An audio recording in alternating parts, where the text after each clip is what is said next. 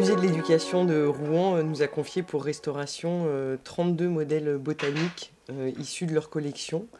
Des modèles botaniques qui ont été fabriqués dans les établissements du docteur Louis Ozou et qui sont signés et datés de 1877, donc 3 ans avant la mort du docteur Ozou, mondialement connu dans le monde de la médecine pour la fabrication de ces modèles anatomiques, botaniques, en papier mâché, qui ont été divulgués dans le monde entier.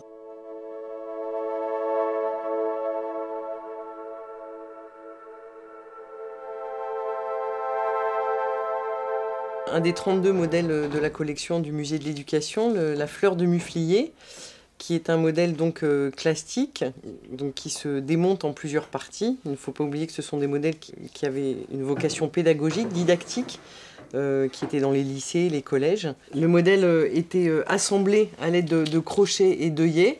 Les étiquettes qui sont présentes sur le modèle montrent l'ordre de montage et de démontage du modèle.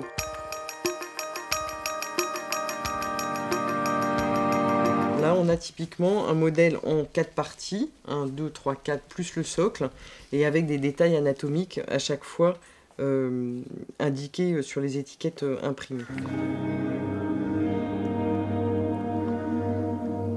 Les modèles présentent un état d'encrassement assez important du fait des manipulations et de leur conservation sans doute non adéquate. Et pour illustrer ce propos, on a laissé cette zone non nettoyée et on a nettoyé toute cette partie. Donc on a une différence assez importante de teinte à la fin du traitement de nettoyage.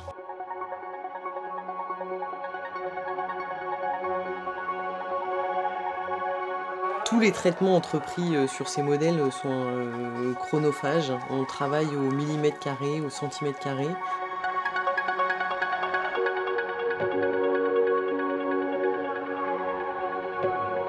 L'objectif premier, avant de pouvoir diffuser et valoriser ces collections, c'est de pouvoir les stabiliser.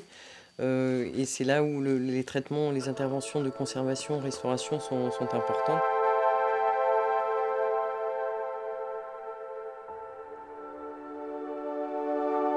Par exemple, pour cette fleur de muflier, on comprend entre 21 h et 23 h de traitement.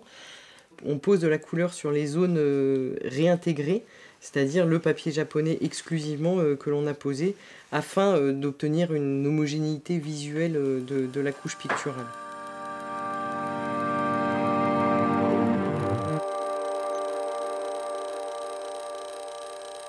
Les renforts de papier japonais à la base des feuilles sont effectués en papier japonais pré-teinté dans une couleur neutre et vont être légèrement retouchés en vert pour reconstituer l'homogénéité visuelle de ces feuilles. L'engouement des cabinets de curiosité que l'on peut largement observer au niveau du marché de l'art. Et donc les collections du Dr Ozou bénéficient très favorablement de ce regain d'intérêt pour ce type de collection.